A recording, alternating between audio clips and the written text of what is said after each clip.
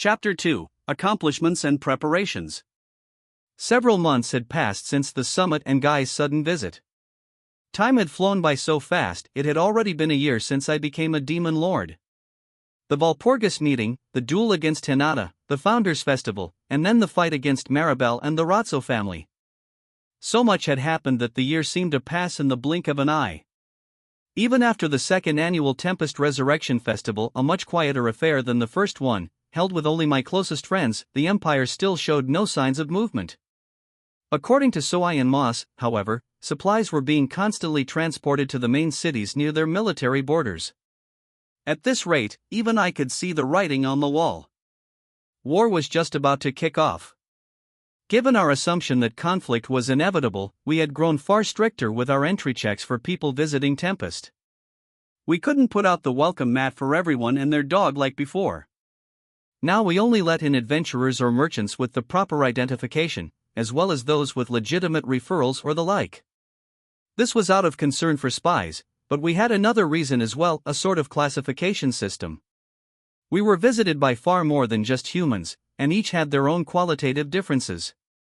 Those of unidentifiable origin often tended to be pretty uncivilized, and if we let a lot of those folks in, we wouldn't be able to handle them all. We could make it clear that hostile behavior around town was forbidden, but at the end of the day, we couldn't really stop some fool from storming in and going out of control. There was a barrier over town, yes, but it was tough to block every single kind of magic. That was the difference between a town of humans and a town of monsters. So after discussing matters with Gazel, we decided to follow the lead of the Dwarven Kingdom. When we granted someone entry, they'd need to first learn the basic Tempestian rules and regulations. An intake, basically. If someone wanted to relocate to Tempest, they'd need more formal schooling. We'd ferry them to a site built for that very purpose and teach them there. They'd receive an entry permit only upon learning an employable trade or skill. Cheyenne's troops were a good fit for this job. If any would-be residents got violent, they could put them back in their place well enough. It'd help us catch Imperial spies, too, so I thought this system was gonna be a permanent part of how things worked around here. During the visitors' intake, we'd gauge each visitor and ask them why they want to enter Tempest. Preventing swarms of penniless people from rushing in was another way to stave off trouble around town. We had a lot of regular lodging around the Colosseum, but they were used by the destitute. The more well-off merchants and nobles were shown to neighborhoods with fancier quarters. For the real upper crust, meanwhile, we had our 5-star facilities, the best the city of Rimuru had to offer. This was where we pointed visitors looking to recuperate at our health spas. They say that memories are priceless, but you ain't gonna get away with that in our nation. As much as I wanted people to enjoy their travels, you had to pay what you had to pay. Our price ranges ran the gamut. Your run-of-the-mill lodging started at 30 silver coins a night. The wealthier merchants and lower-level nobles could afford places that began at 1 gold coin. From there, the sky was the limit. Really, we had rooms available that cost 10 gold or more a night. Wait, why am I prattling on like some travel agent? My point, though, is that we could provide services for a wide swath of social classes. I wanted tons of people to see us as a vacation destination, so we were also working hard on PR, giving out high-end lodging to our most active merchants or people who made it past floor 10 of the dungeon. The dungeon runner clientele really loved that. Everyone knew how great the food was at those places, so it really built up enthusiasm. Even one meal there cost 10 silver coins and up. Considering the very cheapest accommodations ran around 3 silver, that must have felt super expensive, but sometimes you want to splurge a bit, and sometimes you come across easy money in the dungeon. Providing people a way to spend that cash was our job as proprietors. Getting past floor 10, by the way, generally meant you were an adventurer rank C+ or higher, capable of beating a B-rank black spider when part of a group. Doing that solo would rank you at least AB, so I figured it'd be fine to let them have some extra perks. Socially speaking, it's equivalent to being knighted in one of the smaller kingdoms. AB rank from the guild meant you could find work as a knight in well-nigh any country. Recognizing people for their abilities like that naturally helps them mind their manners a little more. Besides, a B-rank adventurer probably has a decent amount of money to their name already, labyrinth junkie or not. Elend's party was pretty destitute, but that's the exception to the rule. Plus, if they do start trouble in town, they wouldn't have anywhere to go. The upper-class district was surrounded by a moat and heavily defended. As we explained to visitors, if you're kicked out once, you're never getting back in again. Nobody's gonna attempt crime once they're aware of that, so along those lines, I thought we were doing a good job projecting a clean image. Meanwhile, the merchants, being merchants, after all, were clamoring to get in, seeking Tempest-branded weapons and crafts to sell.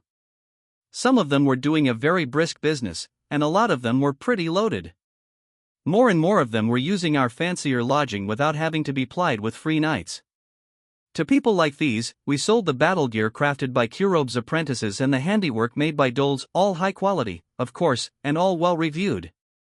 The merchants would also buy a lot of the more unusual equipment picked up from the dungeon's treasure chests, something I wasn't thrilled about but tolerated for the time being.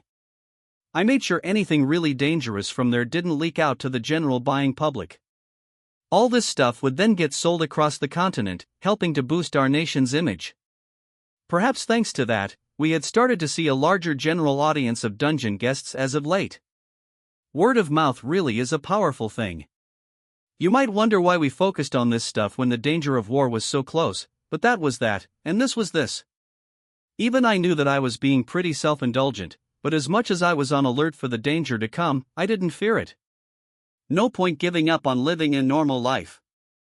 You just gotta keep building up what you can. So the capital was growing at a decent rate, as was our international transportation network. Following Benimaru's negotiations, Momiji and the Tengu tribe had pledged their support. We now had a mountain tunnel completed, and the paving work was done as well, save for a few spots. We had also handed over construction on the highway between Tempest and the Lion to the laborers Archduke Irald brought along with him, so we'd have a direct route to there before much longer. Work had begun on a railroad track to the kingdom of Far Minus, and it was proceeding along at a feverish pace. The track was already complete to Anglesia, wrapped up on time, and the same was true for the Dwarven Kingdom. They even finished the lodging town located on a stop along the way. This was built on a spot past the Forest of Jura, right where it intersects with the Great Ameld River. It was a perfect rest stop, and it saw use as a base of operations during highway construction. The track was built alongside the river, so it was a fine place to serve as a midway point. We had enlisted the monsters living nearby to build the town, and there was no reason to let it go to waste post-construction, so we outfitted the building some more and made it into a full lodging stop. Going forward, I want this town to become a major city and terminal hub, so I'm sure it'll grow in importance as the years go by. The highway to Eurasania had now been fully widened. It was still unpaved in spots but fully navigable from start to finish. The merchants had been bugging me to get the paving done, because the route was jarringly uncomfortable on a high-speed wagon, but even so, it was incomparably safer and more convenient than what existed before. Lights kept the whole highway illuminated for night travelers, and the automatic magical generators at regular intervals formed a barrier that kept hostile monsters at bay. Thus, in less than a year, we had a full transportation network pretty much completed. Practical testing had begun for Magitrains traveling to the Dwarven Kingdom and Anglesia, letting us tabulate data and work out issues. The track tests were all done, so now we were beta testing the trains on the field. They maintained an average speed of around 30 miles an hour and could carry an unprecedented amount of cargo at once. It'd pretty much rewrite the history of logistics in this world, I figured. Now we could transport food without it spoiling en route. That was bound to enrich cuisine across the board while reducing the number of people going hungry in times of famine. I was once again reminded how logistics like these were a must-have in order to expand our country's influence. Along with this data collection, we were also considering the Magitrain's operation cycles in detail, a trial-and-error process as we worked out our first public schedule. The track between Tempest and Dworgen extended some 620 miles. At 30 miles an hour, it took 21 hours, less than a day, to go from one end to the other. By comparison, Anglesia was around 180 miles away, so you could reach it in 6 hours. These figures, of course, reflected a pretty hefty safety cushion. In theory, you could run these guys 4 times as fast and load them with over 1,000 tons of goods, based on our calculations, but these Magitrains were without precedent. If we ran them at full power and something came up, we wouldn't be able to deal with it. For now, we'd see how things would go. All transportation, of course, has its glitches, and we needed to factor rest time in as well. Magitrains could run for only so long at a time, so we weren't doing overnight runs for the time being. Besides, we couldn't assign day and night shifts to mechanics and operators unless we could handle replacement parts and other maintenance overnight. We currently had 20 locomotives in operation. Each one could pull 2 freight cars and 3 passenger cars, making them 6-car trains. Our passenger cars each held 80 seats but could hold a maximum of 150 people, although I figured we shouldn't allow that, since it'd force people to stand for hours on end. Thus, if we aimed for over 200 passengers per trip, that'd put us at 80% capacity. That left the question of just how much to charge per person. But wait a minute, why did I have to micromanage down to that level? I'd just leave that to my old pal Molly. I'm sure he'd work it out. It was just a matter of time before we'd go into full operation, and once we had more of a track record, I thought we could boost our capacity a bit, adding to the convenience. Maybe we could aim for 10-car trains running 60 miles an hour. I thought that was doable. Definitely not a dream, something we'd really see happen before too long. So really, we'd accomplished an incredible amount in a year. Announcing all these successes was bound to surprise and excite people the world over, I thought. It'd make the future brighter for us all, and it'd also show everyone how hard I was working and how useful our nation was. Lives would be more fulfilling. We'd enjoy better food and take in more entertainment from all around the world. In effect, I'd be promised a life full of fun, something I never could have thought about when I was first reincarnated as a slime. If it wasn't for the whole Eastern Empire thing, I could devote myself to my hobbies without a care in the world, but suddenly, I had an idea. Why not team up with Veldora, plus whoever else wanted to join us, declare war on the Empire, and immediately assault them? I knew about the army of angels that'd attack us if our civilization grew too developed, but I didn't even have any idea where they were. Attacking them first was gonna be difficult, but not the Empire. If they were preparing to strike us and not even trying to hide it, I couldn't help but think, who could complain if we just did them in? Part of me was just being impatient, I knew, but with this sort of thing, it was always easier to attack than defend. If the Empire was aiming to annex the Western nations, there was no reason why they had to attack the forest of Jura along the way. They could always decide to just ignore us. Everybody knew Veldora was revived now, and if you did even a little research, you'd realize that opposing us meant making an enemy of the Storm Dragon. It was up to the Empire to decide, and situations like these put us under a lot of stress. So was it even possible for them to stage a direct invasion of the West? There was no sea route. Not even a fleet of dreadnought-class warships would keep you safe against the giant sea monsters lurking there, and fighting on their turf was too risky to be tenable. There was no guarantee you'd have a safe voyage in the first place, and knights were at a terrible disadvantage in sea battle. How many ships would you need to transport the massive number of soldiers involved? And even if you managed to land them over in Far Minus, it wasn't like Yom and his forces were clowning around. They were fully prepared to ambush them and defend their lands. Unless they established a beachhead on the first attack, the Empire couldn't send any reinforcements. They'd have the Royal Far Minus force in front, sea monsters in the back. It'd kill their morale, and we'd score an easy tactical victory. Could the Empire ignore Far Minus, then, and advance through northern Englesia? That, we concluded, would also be difficult. North Englesia was a playground for demons. Guy didn't seem too interested in stopping them entirely, and Testarosa's underlings were currently defending the area. You had a bunch of belligerents waging battle over there at regular intervals, so if the Empire staged an invasion, we predicted they'd be sitting ducks, essentially. Between this, that, and the other thing, a naval invasion seemed reliably out of the picture. What about on land? There, the Empire had two options: go through the internals of the Dwarven Kingdom or traverse the Dragon's Nest within the Connaught Mountains. The latter option was off the table from the start, too risky.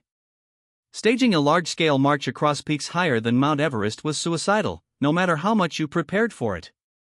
You couldn't train an entire infantry force to be expert mountain climbers, and even if you could, you had hordes of dragons A-rank monsters waiting for you beyond. Common sense dictated that not even the most epically stupid leader would pick that route. How viable was the Dwarven Kingdom route, however? I had Hinata check into that, based on Raphael's suggestion, and she reported that a large force could theoretically navigate through it. Gazel wouldn't allow it, though, so if they actually made an attempt, the Empire would have to attack Dworgen before it ever reached the Western nations, and that was an incredibly reckless thing to do. The Dwarven Kingdom, officially neutral in international affairs, retained a well-trained standing army for its defense. They were outfitted in cutting-edge armaments. As the adage went, there was no such thing as a weak dwarf in a fight. Besides, the whole of Dworgen was designed like a natural fortress. All they had to do was guard the entrances, and they could keep any large force from storming in. Out of the three main entry points dubbed East, West, and Central, the Empire would hit East or Central.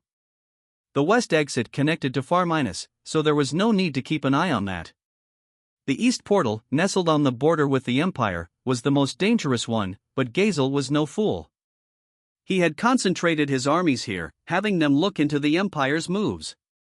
If something went down, I'd head to the scene as well, but overall I thought we could leave Dworgen in Gazel's hands. That, all in all, was the current situation for Tempest. In conclusion, the only real choice the Empire had was to pass through the Forest of Jura. And before my briefing with Rimuru, now part of the daily routine, my mind was in a spin over it. If they selected a route through the forest we protected, the Empire's biggest bottleneck would be the presence of Veldora. They could never beat him head-on, so we guessed that they'd prepare a decoy force to try to lead him astray. I needed to remember that as I thought about our nation's defensive preparations. Within the Forest of Jura, there were 3 routes suitable for military activity. One of them, however, was in a region near the Dwarven Kingdom. If the Empire threw caution to the wind and invaded there, they'd be boxed in by Dwarven and Tempestian forces on all sides. The Empire must have known how dangerous this route would be, so I didn't feel we needed to be too alert for activity there. Thus it was likely that they'd take one of the remaining 2 routes. But was it really that simple? It was never a good idea to split up your forces against a large foe, so perhaps we could station Veldora on one route and our full army on the other. That'd make us prepared for a potential decoy force, but I was no trained military officer, and even I could come up with that tactic. I doubted a professional would take such a simple approach. But maybe the Empire was looking down on us. Maybe they'd try taking an overwhelming force and mow down whatever they ran into, whether it was Veldora or an army of monsters. Or maybe they'd try something sneakier and more unorthodox, like make the main force the decoy and send out teams of guerrilla-style fighters who could group back together once they made it out of the forest. If so, well, it was impossible to monitor every single path in the woods. If we deployed recon forces, they could wind up casualties depending on the size of the enemy they ran into. What if they had teams of paladin-class fighters on the prowl out there, like Hinata and her soldiers? If we wanted to consider all those possibilities, there just wasn't enough personnel to cover all the plausible invasion routes. It'd be risky to make a move only when we knew the Empire's aims, so I wanted to avoid that. If we fell behind, there was a chance we'd never recover. That's what I was on the lookout for, but the problem was that we had no idea what moves the Empire was making. In war, surprising your opponent gave you an advantage. Make a move your enemy didn't account for, and that alone often led to victory. We'd have to consider every possibility, but now I was going around in circles. This wouldn't work. All this thinking was just frustrating me.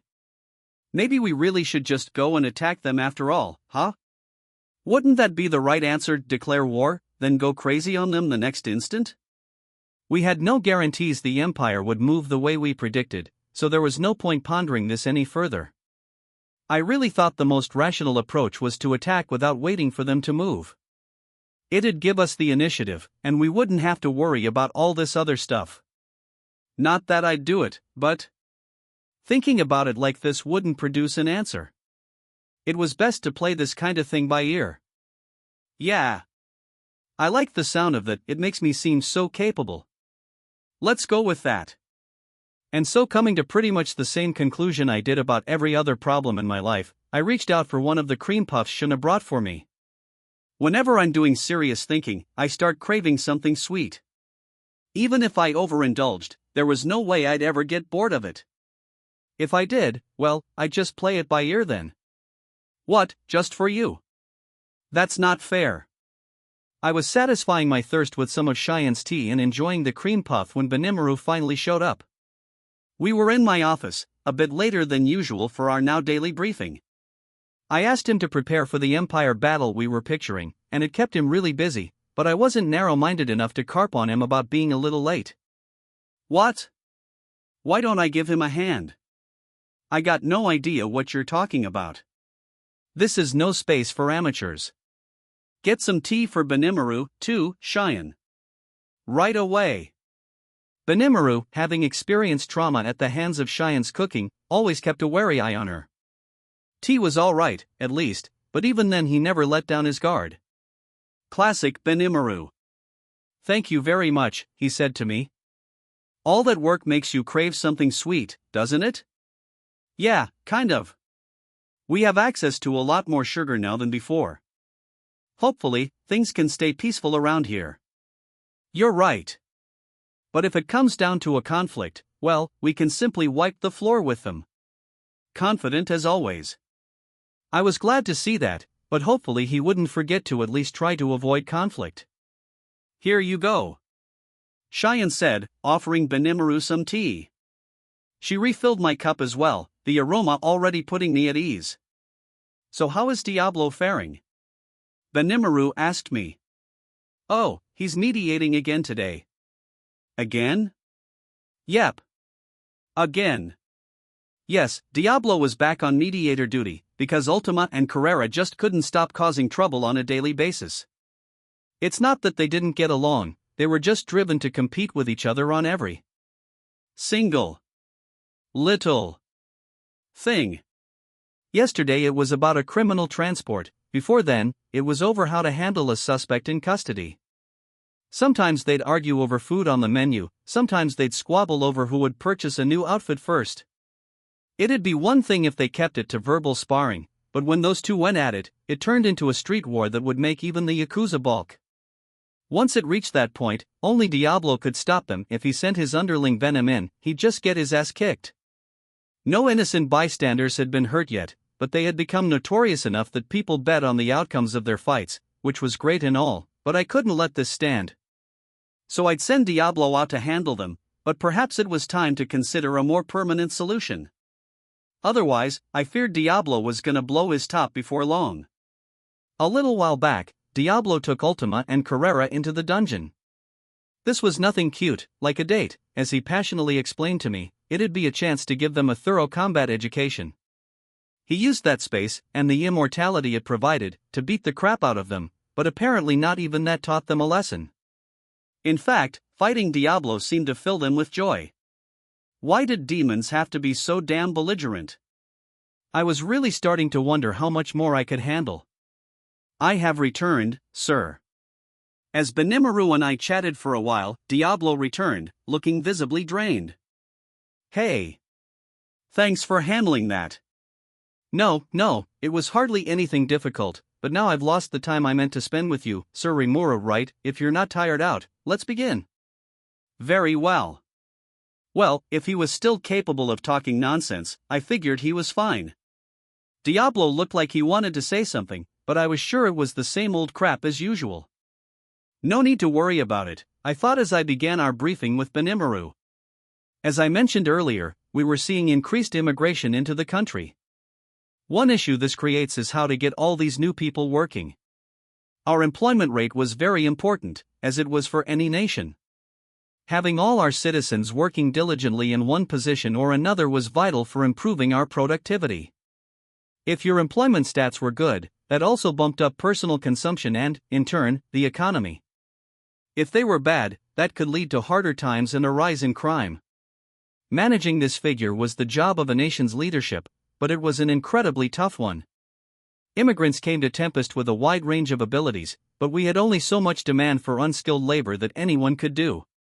We were a rapidly developing nation at one point, experiencing a huge boom in construction, and that helped us keep things going for a while, but that era was coming to an end, and we had to think about what was next. Skilled people wouldn't be a problem. Artisans with technical talents and people who could keep a roof over their head with their skills were easy to accommodate. The issue was the people without the proper know-how or ways to make money. You could give a farmer land, you could bring an artisan to a studio. The dungeon was ready-made for adventurers, and performers could be hired at a theater. But how should we handle anyone who lacked those talents? The answer I came up with was to establish educational facilities. During intake, we'd ask applicants about their skills and give them opportunities to learn based on their responses. These facilities were where they'd learn, and it'd be managed by Benimaru's forces. Immigration is on the rise, and we're attracting a lot of volunteers for the army. I can't say how qualified they are, but they ought to be able to handle security within our borders.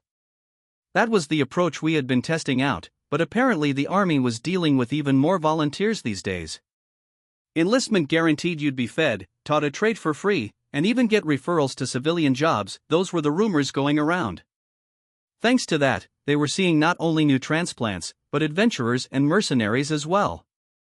Now, given that we took on national defense duties for the Western nations, we did need to address expanding our military. With that in mind, I wouldn't call this a problem for now. We had little issues here and there, but nothing that couldn't be handled internally. The problem was that it was starting to look more and more like war with the Eastern Empire.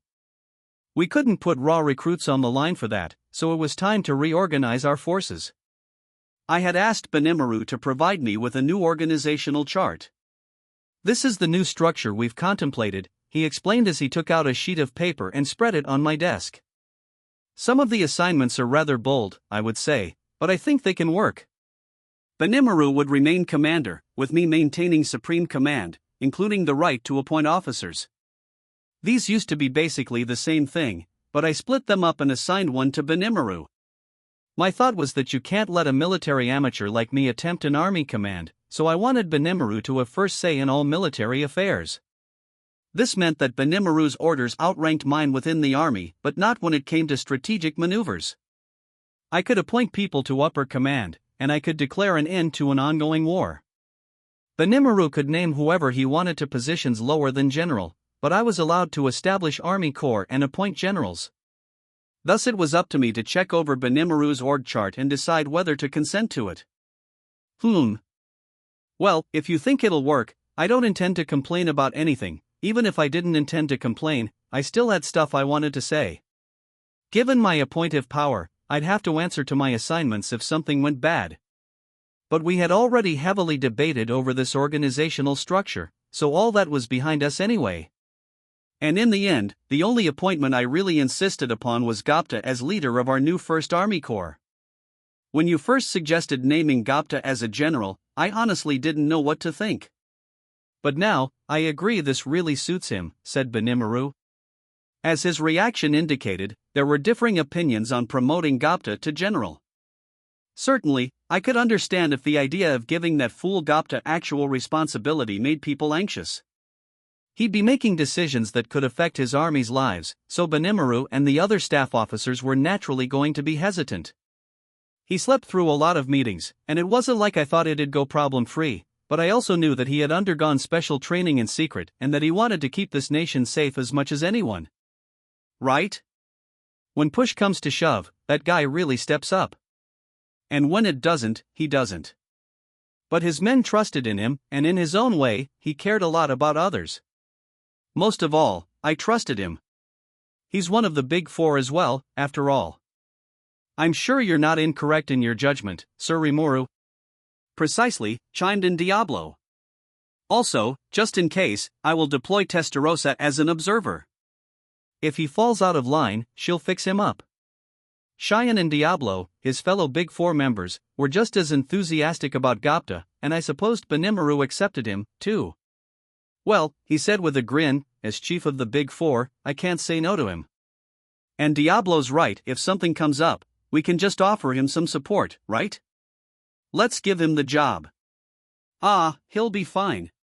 He may not look it, but he's a really good guy. And so Datta was now an army general. I eyed the org chart carefully, checking out the other corps generals. 3 corps had been established in all, underneath Benimaru's command. We had just discussed the 1st Army Corps, led by Datta with Hakuro as a military advisor. The corps was staffed as follows: 100 goblin riders, each one of them had grown to an A- threat, wielding lieutenant-level powers. 12,000 of the green numbers, the original 4,000, would receive promotions, while the 8,000 new recruits would sign on as privates. I was told they'd operate in groups of 3. We had gained a lot of soldiers in the past year, mostly monsters native to the forest of Jura. That led to few difficulties, reportedly. The newer foot soldiers would be ranked no better than D or C, but the veterans had been raised up to a B, and I could expect them to be a pretty formidable force. Next we had the 2nd Army Corps, led by Geld. This force was currently deployed across the continent on intelligence and engineer duties. In times of war, we planned to call them back and have them serve as our main army. They consisted of 2,000 of the yellow numbers. This is the corps of high orcs who had served Geld since the bad old days. Each one was pretty powerful, ranked a B+, and they could form an iron defense that operated in lockstep with Geld himself. I'd have them serve as platoon leaders, bringing together the younger troops. 35,000 of the orange numbers, the newer high orcs, were brought on as volunteers to this force. As a team, they managed a C rank, but only the veterans, some 15,000 soldiers, would get involved in actual combat.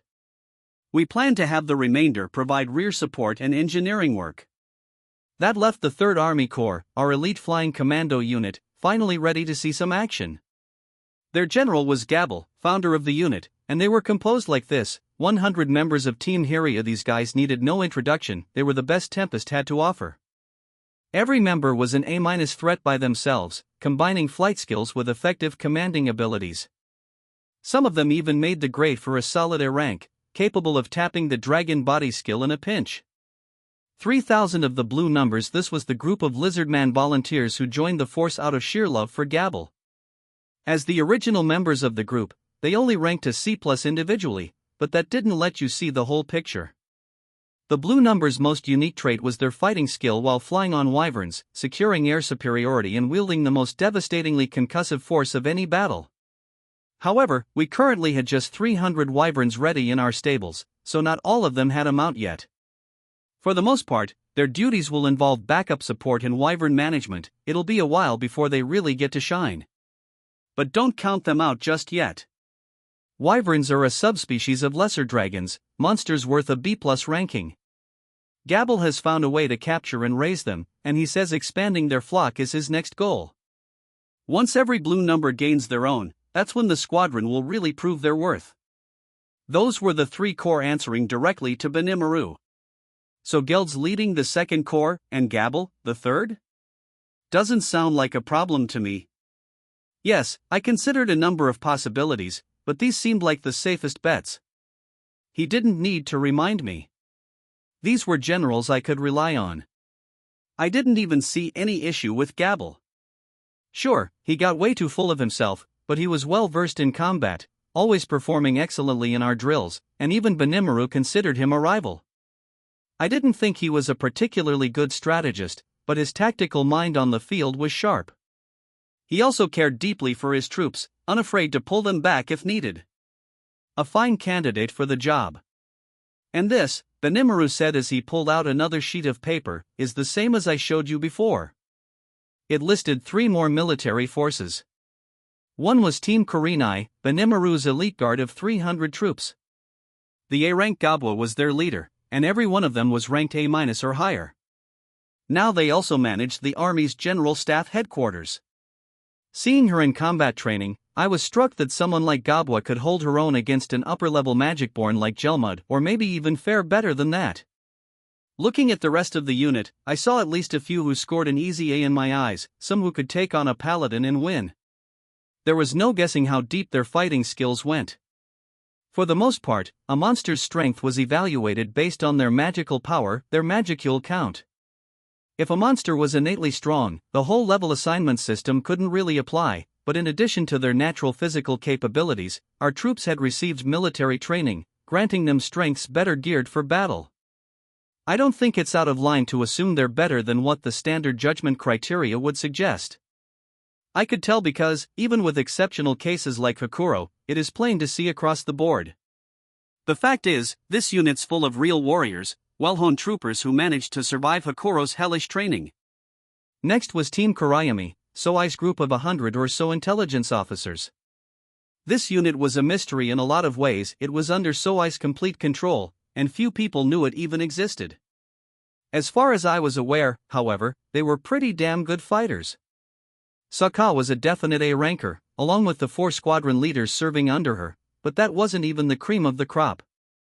There were a few special A people on the team, Glenda Atlee among them. What's more, a few folks who went through Tempest's justice system managed to work out plea bargains with Testarossa to serve under Soai in this squad.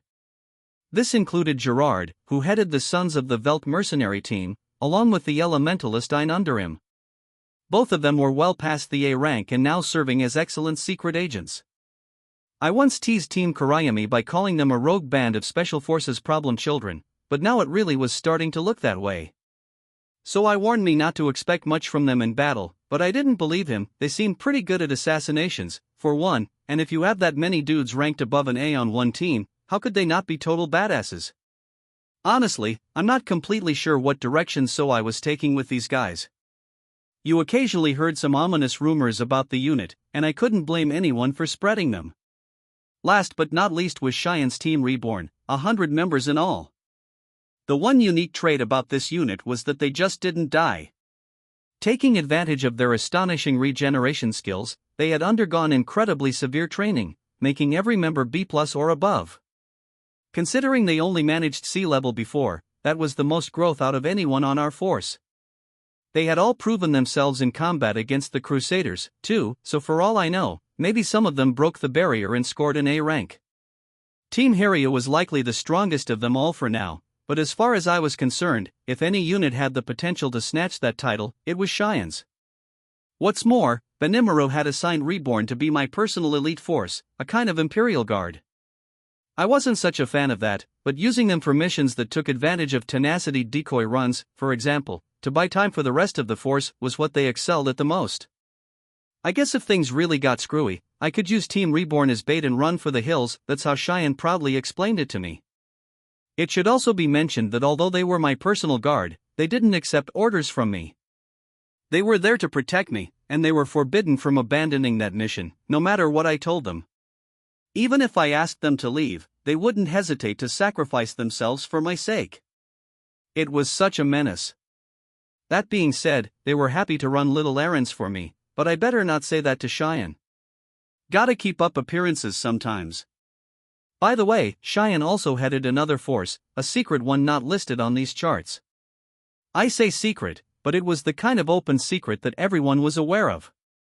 This was her personal force, a kind of guard team for her, but in effect, it was quite literally her fan club. I didn't know how big it was, probably not more than 1,000 at most, I thought. Officially, it wasn't a force per se, so they weren't under Tempest control. We also knew nothing about their abilities. Were they gonna be okay, even? I didn't want anyone to die for this, but Cheyenne was training them on the sly, so I really had no idea what was up with them. Still, de Grol's sons were apparently squadron leaders in this so-called force, and it also included some adventurers with battle experience. Maybe they'd come in handy later on, but I was more anxious than expectant. This wasn't the kind of force you wanted on the front lines, and it was obvious why Benimaru didn't put them on our official rolls. I handed the sheet back to Benimaru and said, "Looks good to me. Seems we've got more firepower now, but I don't see any need to change up these forces.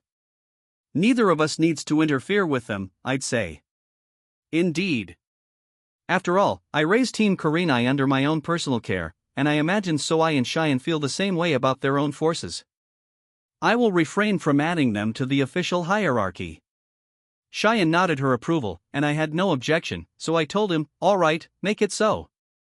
If you developed a team yourself, after all, you'd like to keep it near you." And really, we didn't need to list Gabble's Team Hiryu either. That was his suggestion, and we accepted it. Gobta didn't raise the Goblin Riders, exactly, but he was their colleague, their comrade in arms, and someone whose strength was without question. I wanted to keep that in consideration, even if we wound up switching commanders later. Now Benimaru took out a third sheet. So here's what we need to discuss.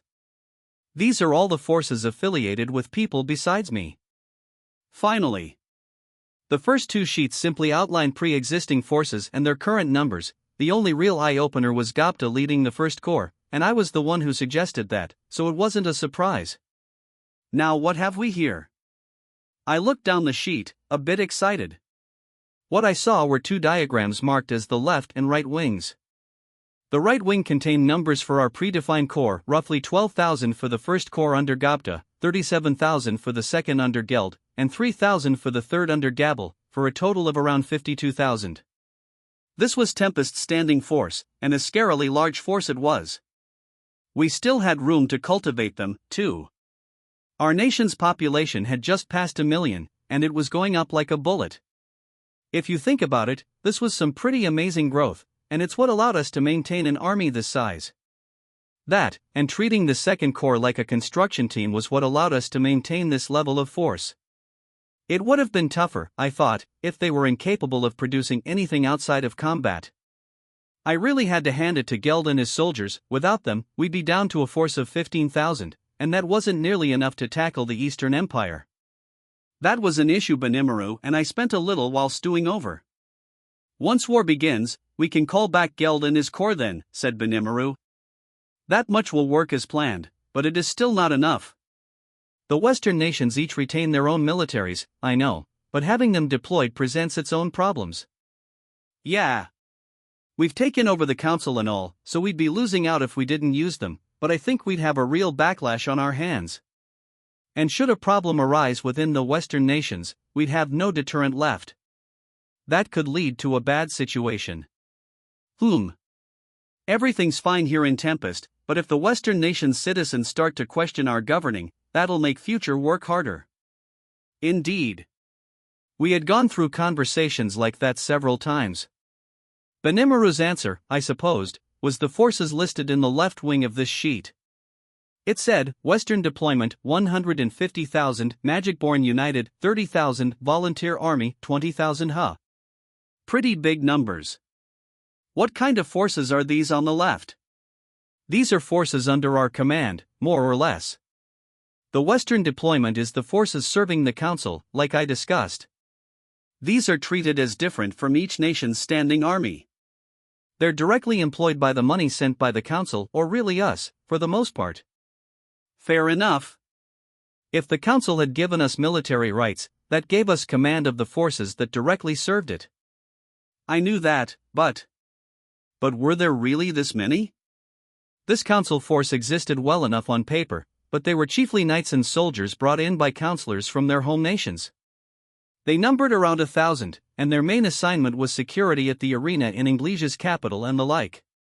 As a rule, each Western nation's member retained their own national military, charged with keeping the peace in their country. The council itself almost never sent out military forces of its own, so there was no real need to maintain an army. That's part of why they so readily handed military control to us. Really, though, I didn't ask for those rights because I wanted to boss them around in times of crisis. All I wanted to do was construct Magitrain railroads connecting these nations, and asking for approval every time I sent Tempestian engineers out on the field was a pain in the ass. If there really was trouble, we'd send out our own army, and with that decision, we had the soldiers contracted with the council sent back to their home nations for the time being. In addition, we decided to establish a peacekeeping force, under the condition that we funded it. This was recruited locally, since we figured people would be more comfortable with a force of humans, instead of monsters and demi-humans. Yes, we disbanded the army once, and then it grew even bigger. According to Testarosa's report, rumors spread around that joining the force ensured you free meals and lodging, so once we started recruiting, people showed up in droves. Yeah, but isn't this a peacekeeping force? We don't need 150,000 people for that. Each nation had the right to police itself. If we started rounding up criminals, we'd be overstepping our authority. A peacekeeping force's work is mainly disaster prevention, really, just helping engineers and providing rear support. I didn't think we'd even need 10,000 people, much less 150,000. Well, the way Testarosa put it, that was the demand we received from all the nations, Rimuru began before explaining it all in detail. Once Testarosa assumed control of the council, she started advancing a pretty bold set of reforms. I had approved them all, but they had even bigger repercussions than I imagined. All these reforms were to be spearheaded by the individual nations, we'd simply provide the needed advice and technology. Foreign aid, essentially official development assistance, to use government jargon. The way it worked was that the council would provide public funding, and we'd provide nationally backed labor to help with whatever the nations needed. We'd hire on local people, provide technical assistance, and manage regional demands. That gave Tempestians work and a salary, and it afforded our partners the vital support they needed, a win-win kind of relationship. But there's no such thing as a free lunch. There was another side to this support system. For example, the way we covered our construction costs was to take back that amount in local water rights. If we built train tracks in an area, we'd apply a tax to train usage fees, collecting a profit on a permanent basis. Just like with the highways, we'd handle all maintenance in exchange for customs waivers and other rights. Truly, the work of a demon lord, act all kind and charitable, then do some pretty vicious stuff behind the curtain. But we were helping improve people's lives, and our partners didn't lose on the deal, really. They were just paying us in profits on matters they couldn't foresee doing yet. The larger nations, of course, would likely prefer to handle things themselves. Maybe they couldn't yet, but once they saw what we were doing, they could always copy us, steal our tech, and run it themselves. I took that as a given. However, and so even the large nations are pushing us with demands for railway infrastructure as soon as possible, said Rimuru. And since we don't have engineers in Tempest to handle that, you deployed the people we brought on as rear support instead. That's right. But apparently not even they were enough, so we've been fielding local people and having them join us, and thanks to that, we now had a ridiculously large group of soldiers.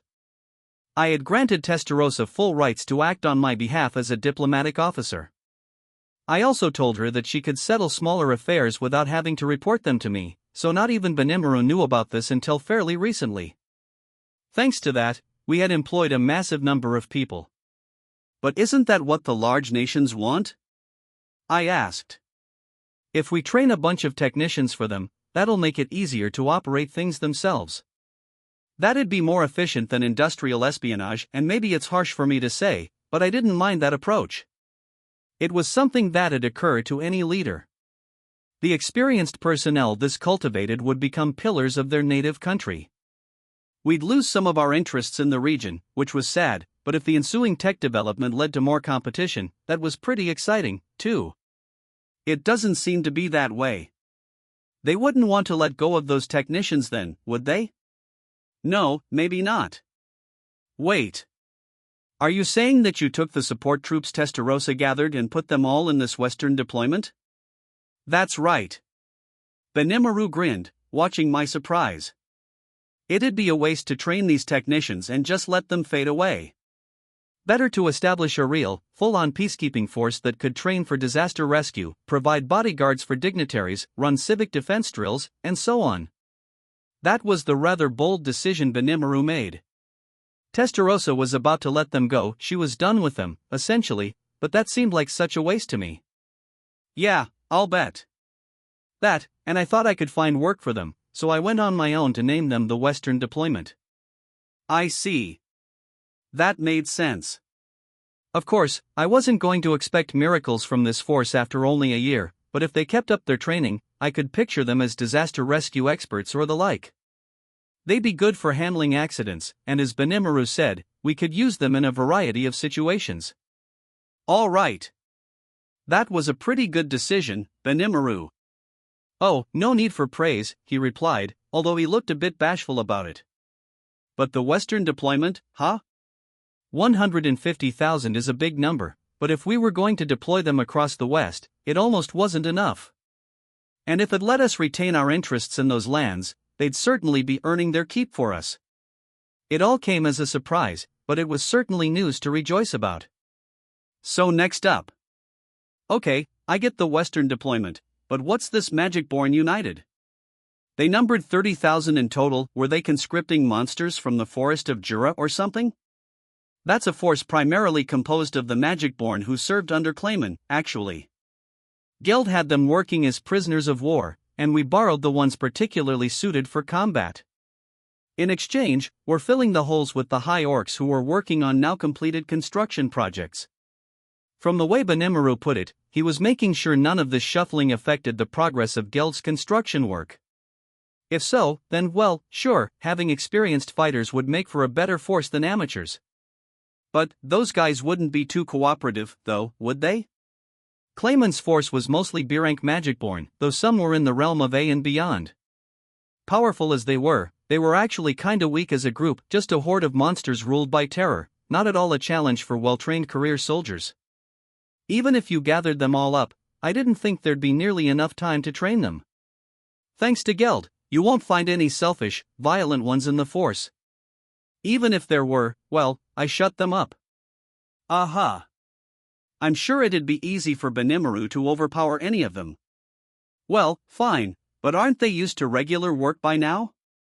I'm not sure forcing them into battle is such a hot idea. It's alright, Benimaru assured me. This is something they suggested. They wanted to show you, Sir Rimuru, that they could be of use to you. Ha! That was a surprise, coming from him. As selfish as all those Magicborn were, now they were volunteering for duty? It comes down to good food, good company, a boss who says they need them, and decent work. That's what they valued, and they want to stake their powers on protecting it. They were quite enthusiastic. They were. It was an unexpected stroke of luck, but one I really appreciated. Conscripted forces, after all, were useless in actual battle. If they were defending their homeland, maybe there'd be no other option, but otherwise, it'd be much smarter for them to unconditionally surrender. Nobody wanted to be a slave to another country. If you were going to be colonized and taxed to oblivion, you'd feign obedience but constantly seek out a chance to rise up and take revenge. But unless the invaders truly were cruel and abusive, you could decide to put up with a few disadvantages in the meantime.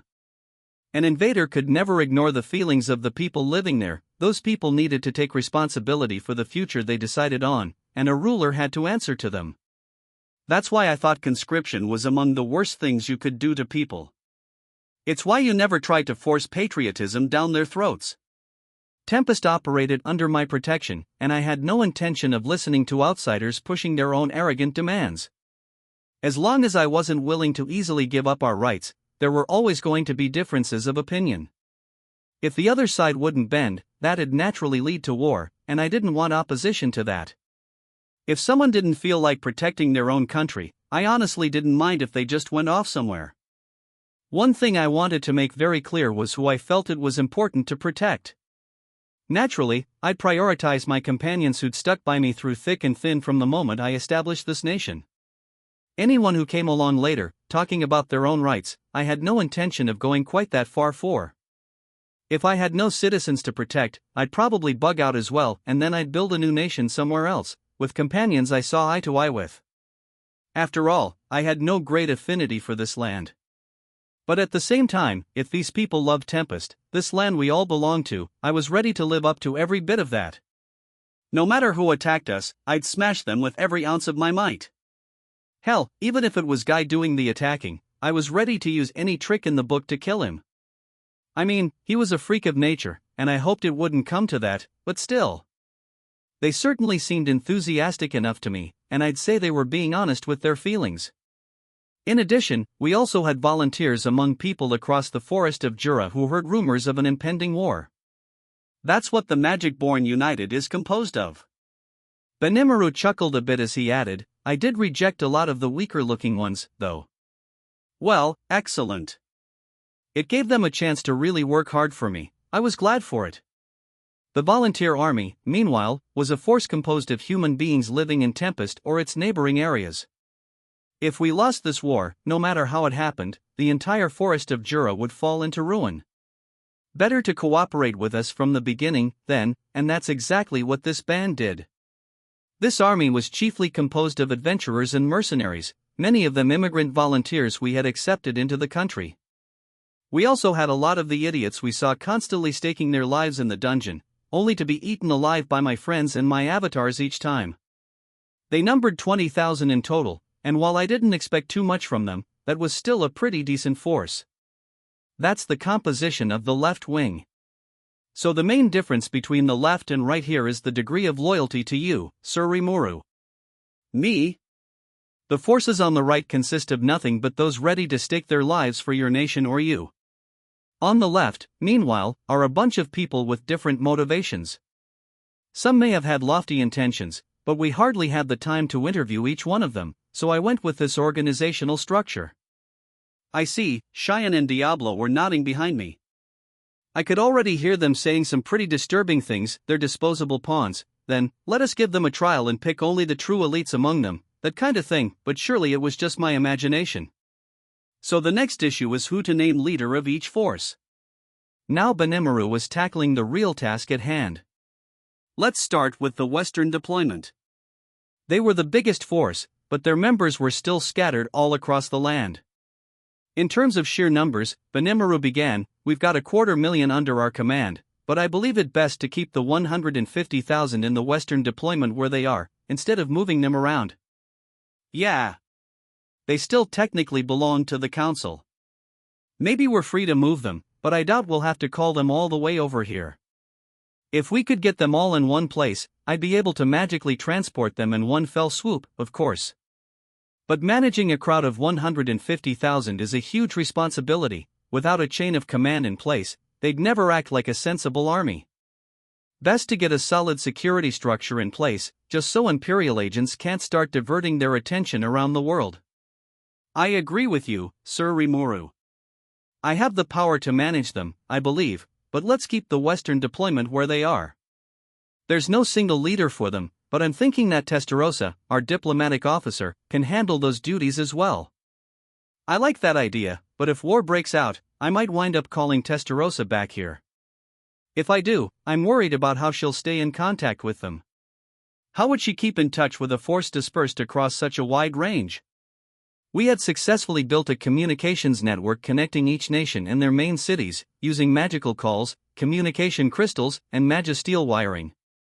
But the infrastructure didn't extend out to the individual town and village level yet. In fact, that'd be a job for our Corps of Engineers. Each squadron in the deployment had at least one magic practitioner, so magical calls would be possible at least, but that will not be a problem, said Diablo. Moss is capable of managing hundreds of squadrons at once. Yes, that's what Soai told me as well, added Rimuru. Moss was working with him in intelligence gathering, but it sounds like he can also handle inter-squadron contacts on the side. He can? What an incredibly useful demon. Well, want to name him unit leader, then? I offered. I would feel bad for him if we did. Indeed. Given Testa's temperament, it would be a tragic situation for him. It hardly matters to me, of course, but I cannot help but feel a twinge of sympathy. All right. Let's make Testarossa the provisional leader for now. Not only Rimuru, but even Diablo voiced pity for Moss. I could read between the lines well enough, so I withdrew my nomination. For now, the Western deployment would focus on its primary peacekeeping mission. Barring extraordinary circumstances, deploying them elsewhere would only be done as a last resort. Testarossa would lead them, but this was meant to be temporary. I made it clear that we'd replace her once someone suitable came along. Next, the Magic-Born united. Why don't I appoint Rimuru for that? Personally, I would suggest Sir Rigger, he said. Oh, Rigger?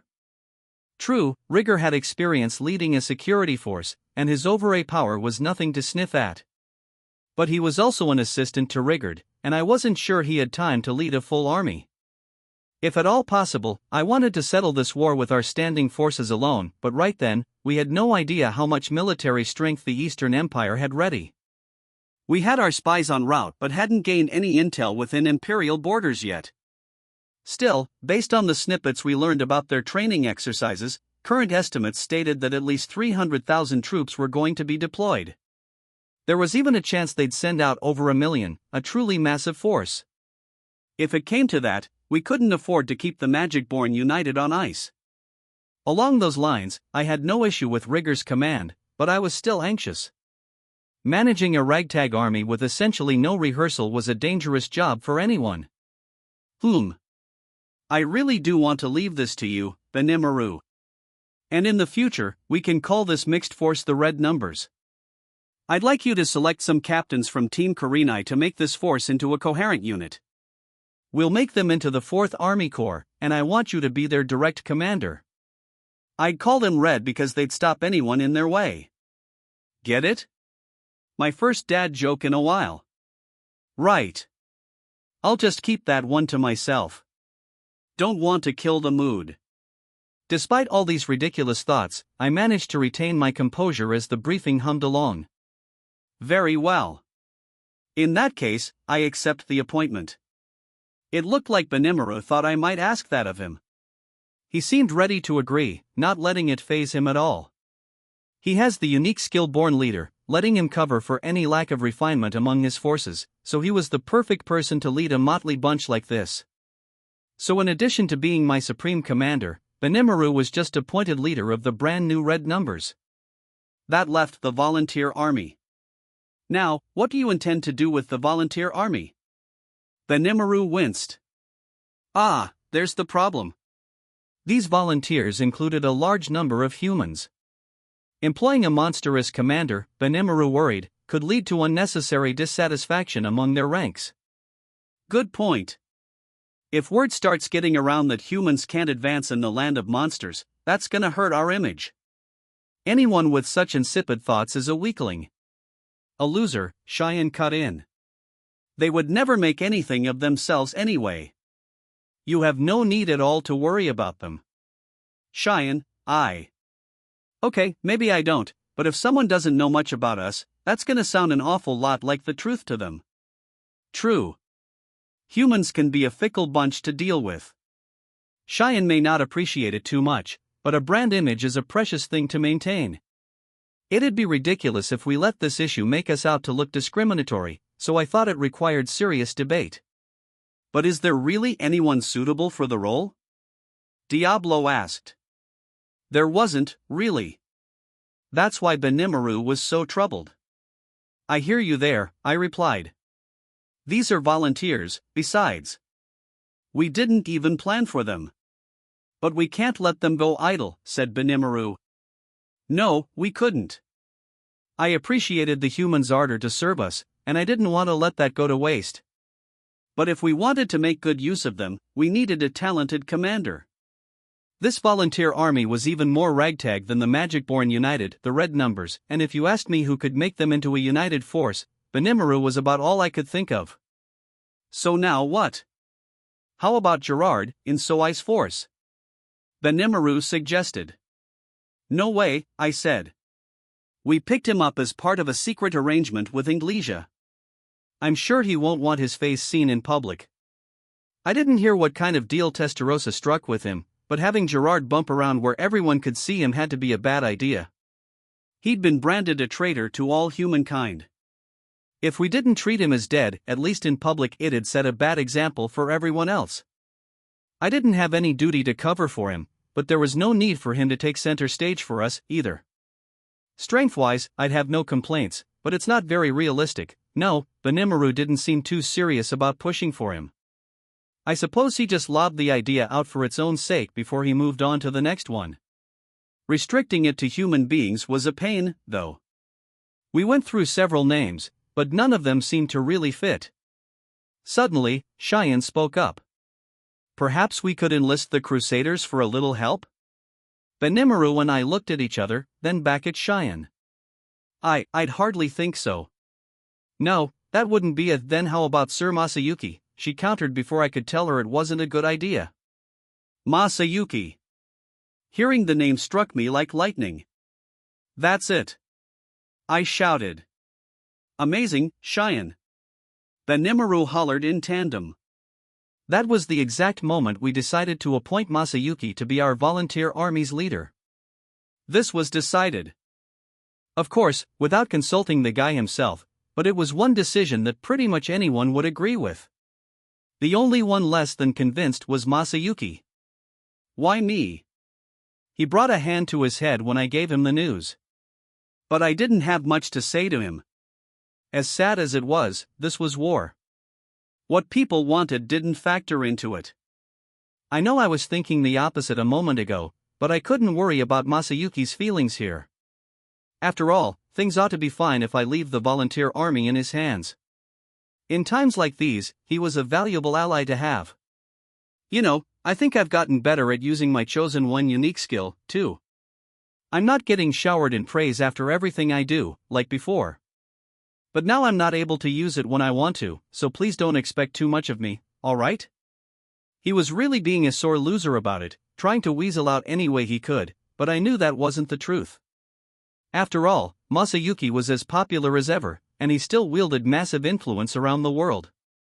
But don't you want to show off to Kenya and the gang? If he accepted the job, I was willing to let him teach whatever weird stuff he wanted to the kids and bask in their adulation. Hey, it'll be alright. You can do it. But, no buts. I helped you out when you had to face off against Bovix, remember?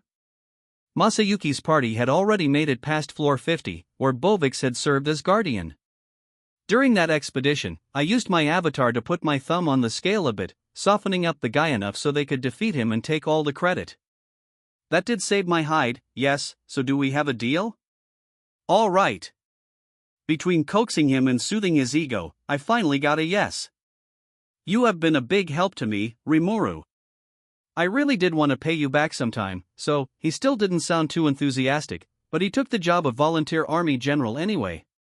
We received no complaints from those volunteers, either. In fact, the reaction was more like alright, and victory is ours, and so on. To them, it was like going in with 20 points already on the board. No matter how much of a hangdog expression he gave me, there was no turning back.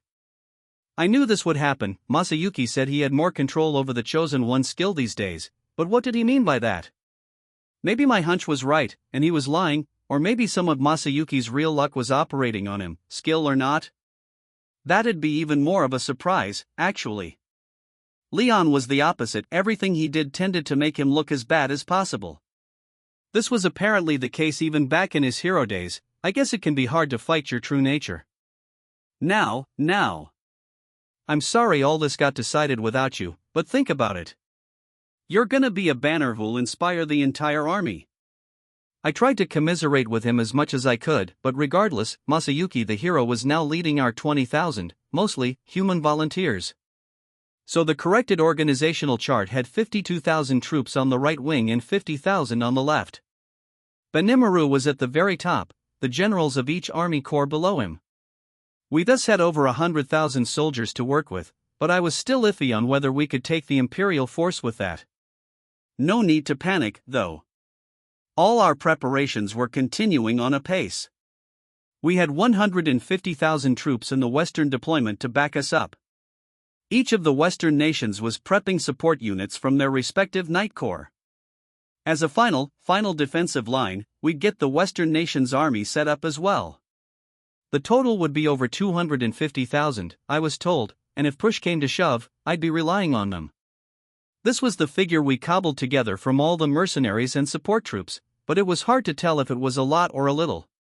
Testarossa had cajoled and threatened the council into cooperating with us, not that they had much choice if we lost. After all, it'd be their turn next. We wouldn't be tapping into any of these forces unless things looked pretty grim for ourselves. Regardless, we had the terrain advantage, as well as Veldora and additional support from demon lords like Luminous and Leon. Even Milim agreed to pitch in. The Beastmaster's Warrior Alliance serving Carolon would be ready to deploy at a moment's notice. Plus, as my personal trump card, I had the Black Corps under Diablo at the ready. Benimaru had full command over the entire military, so honestly speaking, the hierarchy didn't give me direct control over any force. In practice, though, the Black Corps took orders from nobody but Diablo and the 3 demonesses under him. They were a fully independent army, totally out of Benimaru's control. That was the sum of our forces. And we hadn't factored in what moves Yuki would make. A war, huh? I muttered to myself in my room. Did the Empire really want to conquer the Western nations? Guy had used the term game to describe his motives. It sounded like there were some connections there, some kind of restless ulterior motive pointed at the Empire. But even so, no matter who comes along, if they lay their hands on our little paradise, I'll crush them. Those were my true feelings. I had no intention of making the same mistake twice. I'm a demon lord, and I can't afford to put the wrong things first. Meanwhile, as Rimuru and his companions were preparing for war, the Eastern Empire was doing much the same thing, except they spent far more years preparing. Slowly, carefully, step by step, their preparations for a grand offensive took shape. Before long, the Empire would wake from its long slumber, and only a small amount of time remained until the storm began. Interlude: A look inside the Empire. The Eastern Empire, officially the Nazca Namrium Almeria United Eastern Empire, was one of the oldest nations in the world. Its history extended back centuries. As the story goes, it had already laid the foundations for an empire as early as 2,000 years ago. Its roots can be traced back to the small kingdom of Nazca, a realm that had spent many years absorbing and merging with the magical kingdom of Namrius, followed by the Eastern Federation of Almeria, to create the current empire. In the background of this conquest was the massive, overwhelming military Nazca cultivated, and now, under the name of the United Emperor Ladora Namal Nazca, the empire had enjoyed a reign of power for the past 2 millennia, never allowing its annexed nations to rebel. Every member nation was the full and complete vassal of the empire, subject to its absolute rule. This was how the Nazca Namrium Almeria United Eastern Empire, generally referred to as the Eastern Empire, operated. It was said that the aim of the empire's leader was absolute dominance, and that was reflected in its unbroken imperial bloodline. The current emperor had been granted the name Ladora as well. No matter how things worked in practice, the emperor always preferred absolute power, according to conventional wisdom. The military, too, adopted this might makes right approach, taking a unique stance in guaranteeing promotion for anyone who could prove their power. And even now, as the rumors among the empire's subjects went, the only reason the empire had not plowed through the forest of Jura yet was because they were still not prepared for it. Approximately 350 years ago, the empire attempted, and failed, to subdue Veldora the Storm Dragon, costing it an entire city. Those who managed to rile that fickle dragon were not given the time to regret it, as they perished with that city. It was among the largest in the land at the time, boasting a population of 100,000, a fortress city nestled against the forest of Jura's east side. The empire had taken a century to build it up as a beachhead for the invasion of the forest. It was a military base, ready to expand the empire's territory once they made it through Jura. Driven with ambition, the military leaders of the time came up with a plan, one that would take them beyond the forest. It was the fervent desire of the empire, cultivated over 100 years, and despite its prosperity, there was only one reason why it had dreams of territorial expansion: because the emperor willed it. There was no other motive, and none of the citizens voiced disagreement. The plan proceeded smoothly, the empire's armies building themselves up in order to prove their might. Then, in the name of the emperor, the order was given to begin the invasion. But thanks to a foolish idea that occurred to one squadron leader, the entire operation was crushed. "If we're going through the forest of Jura anyway," reasoned this leader, "we might as well tame its master. No giant lizard is going to be a threat to us." It was an incredibly ill-advised decision, and it led them all to their destruction. What he and his troops did, exactly, has never been accurately reported. Anyone who could have recorded the incident, or stored those records, was turned into ash. And so the dream of the empire, the ambition of its emperor, was burned to cinders. That brought us to the present day. The empire spent a long time laying low, tending to the wounds Veldora gave them, but the emperor never gave the okay to continue the invasion.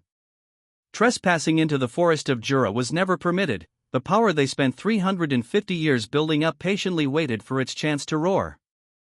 Now let's turn our attention to the empire's political structure. In the empire, there exists a political administration and a military branch, the two wings supporting the emperor's rule. The emperor personally serves as both the sovereign of the political administration and the commander-in-chief of the military, a massive amount of power for one individual to wield. This administration contained a House of Lords, a legislature populated by the nobility who enjoyed a great deal of power on the surface. In reality, though, the nobles were given no decision-making rights. They were granted prestige and vested interests, but they played little more than a bureaucratic role, rubber-stamping the will of the emperor. This House of Lords was a hereditary system, its members becoming lords without any vote required. No matter how lofty their personal ambitions were, it was impossible for them to gain the power to make them a reality. All imperial territory was the property of the emperor, who lent it out to the nobility and let them manage it, but no more. The nobility was supported by teams of highly educated government officials. These were the bureaucrats who proposed plans and policies, with the full backing of the emperor behind them, and they subsequently all made pledges of loyalty to their leader. The same was true of the military. Since the emperor himself, and not the state, had authority over them, it was a de facto personal force owned by him alone. Even regional cities annexed by the empire lived by this rule. All private property was seized, then lent back by the emperor. The defense forces protecting these lands were similarly on loan from this emperor, provided solely out of his personal compassion. This policy successfully quelled any rebellion out in the empire's far reaches. It was made possible by the overwhelming difference in national power. The empire was willing to accept surrender, but this came at the forfeiture of all other rights. Anyone who objected to this could expect a violent purge. They would be thoroughly eradicated, ensuring no one would harbor similar ideas again. That was how order was maintained across the empire. The carrot and the stick, terror against overwhelming military might, and guaranteed safety upon becoming an imperial subject. These two tactics were thoroughly managed in equal measure, preserving peace in the empire for generations. Normally, it would be impossible for a single person to rule over a nation this vast. In fact, look over the past 2,000 years of history, and you won't find a single occasion where the emperor's rule was ever put into question. Power always remained at the top after every transition. No matter how you thought about it, it was strange. If you chalked it up to the great work of the emperor, it essentially meant he was a god, a being beyond the human realm. We now turn to the empire's military force, broadly divided into three main divisions: the armored division, a force of mechanized soldiers, managed by teams of technicians. This was a modern armored force possessing tanks and more, symbolizing the technological might of the empire. The magical beast division, a collection of beasts taken from around the world, inside and outside empire territory. Controlling and wielding their powers made this division a symbol of the empire's power. The composite division, a collection of off-spec mechanized soldiers and crazed magical beasts incapable of group activity. They are too focused on themselves to function as a group, but their powers are a wildcard, and together they could become a serious threat. They symbolized the heart of the empire, still beating young. If the Western nations relied primarily on swords and sorcery, the empire's focus on magic and science made it the pioneers of a new era. The presence of otherworlders played a mighty role in the empire's expanded military. One imperial subject took a particular interest in these visitors, and the cosmic knowledge they held. He was named Ghidorah, a great sorcerer who served in the imperial palace for many years, and despite his wizened appearance, he was an energetic man.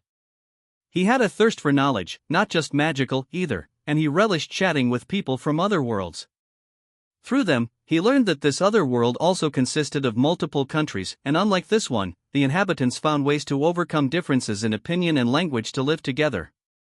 There was no magic in that world, causing it to grow and evolve in quite a different direction from this one.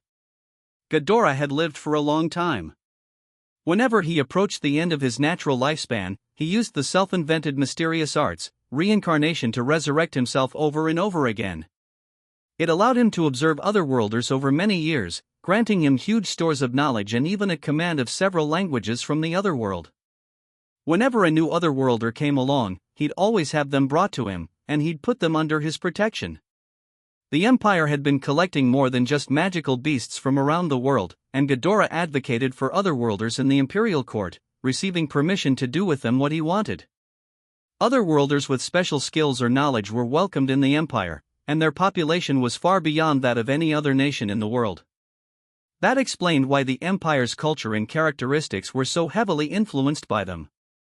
Many of these people had unique skills as well, and the empire conducted much research on them.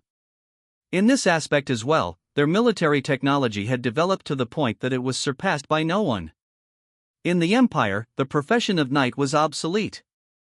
The concept of fighting cavalry had gone away. Instead, the military adopted new tactics that took advantage of their modernized weaponry.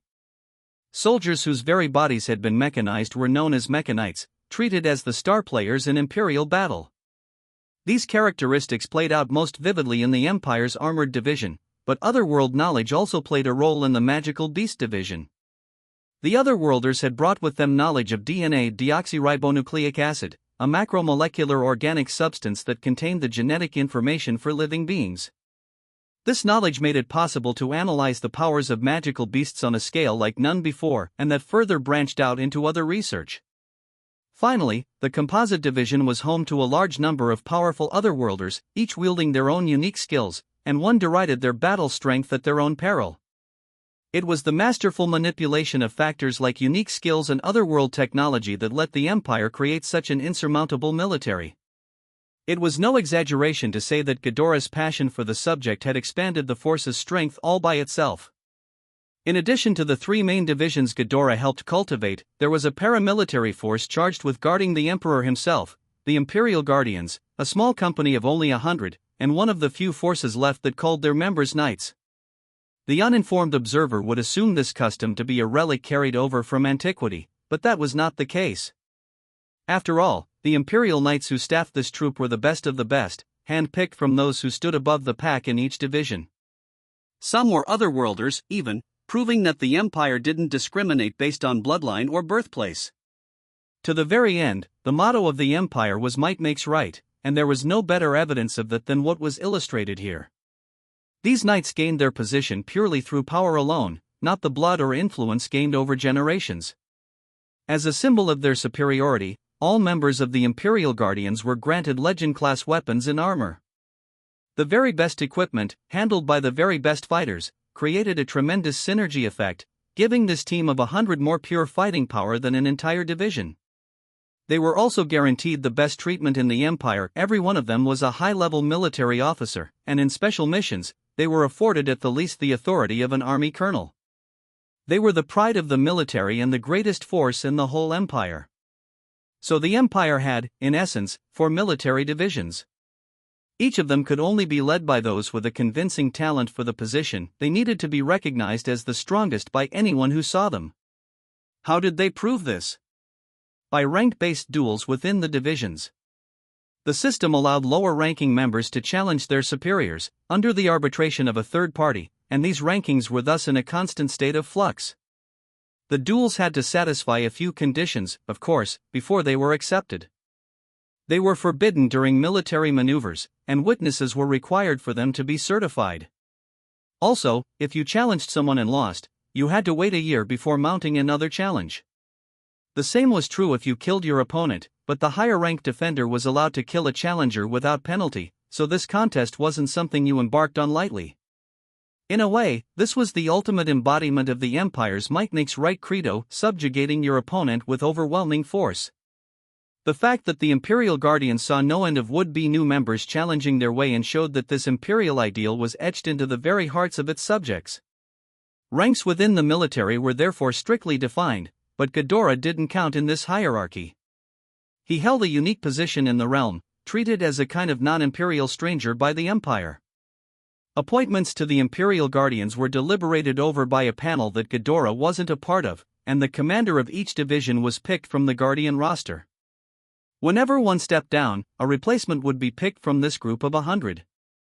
Anyone who wanted to move up among the Guardians had an equal chance, so those with real ability wouldn't get buried under the masses. They were free to hone their powers, silently waiting for a chance to emerge into the spotlight.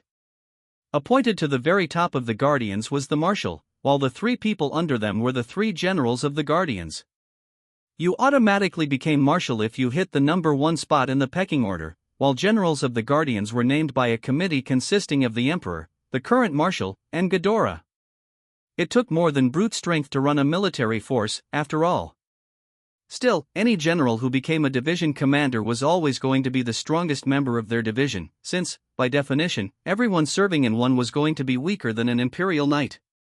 To outside observers, the Marshal and their generals stood at the peak of the Empire, and if the Imperial Guardians received legend-class gear, this quartet naturally had to own something even better. These were the Empire's greatest hidden treasures, the most potent of gear, used to suppress other nations in ancient times, god-class gear, in other words. Possessing multiple examples of semi-mythological gear quite literally meant you were supporting the very dignity of the Empire. This was the ultimate in weaponry and armor, items an average person wouldn't even be allowed to touch. It was said one needed to have certain capabilities to so much as pick them up only when the gear accepted you. It was said, would it unleash its true force? The greatest of power, supported by the ultimate in gear. Truly they were invincible, the foundational rock the Empire was built upon. And then, something changed in the Empire. For the first time in decades, a commander actually lost a ranking challenge, and with that, the colossal responsibility of keeping the disorganized composite division a coherent force. He was felled by a man who had made a truly historical rise through the ranks, having enlisted for the first time not even a year ago, mowing down one experienced fighter after the other without a single loss. Now the young man stood at one of the Empire's loftiest peaks. His name was Yuki Kagarizaka, and with his rise, the pace of human events would rocket into high gear.